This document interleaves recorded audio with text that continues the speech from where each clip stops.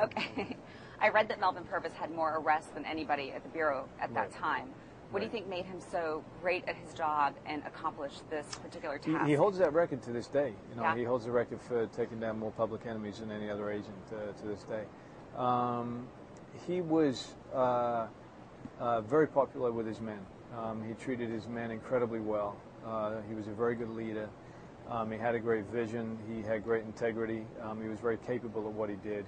He had grown up hunting, coming from the country. And he was able to achieve extraordinary success at a very young age. I think he just had an inner integrity, which unfortunately he felt was compromised ultimately during his time in the Bureau and resulted in him quitting. Yeah, it probably took a lot of balls for him to stand up to his boss saying, our men can't do this, right? Well,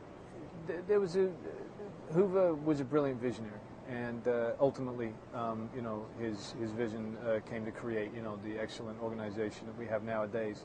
But this is the birthing pains that we're seeing at this point. And in order to achieve short-term success, he requested of his men actions which Purvis certainly felt were morally abhorrent to his nature. And so, in spite of his incredible success, I think that he felt that he paid too high of a price, and that's why he quit the Bureau so soon after taking Dillinger down. You also described him as the Clark Gable of the Bureau. Right. Can you elaborate on that? Right. Well, that was what he was called at the time. You know, I think, and Dick Tracy, I just remembered, somebody reminded me, was based upon Melvin Purvis as well. He just cut a very dashing figure compared to most agents of the day. He was very dapper. He wore the finest suits. He drove the finest car. He rode horses in the English riding style. He was a real gent, you know. Yeah. You also said there was some similarities between him and Dillinger. All I mean in that is just in the press's fascination with the two of them. Oh, okay. You know, the press really put the both of them on the front of so many newspapers, and this was actually something that was something which Dillinger enjoyed a great deal, and he was wonderful at marketing himself. Purvis, however, was very uncomfortable with that and always went out of his way to try to credit the agency as a whole and Hoover for any success. Okay.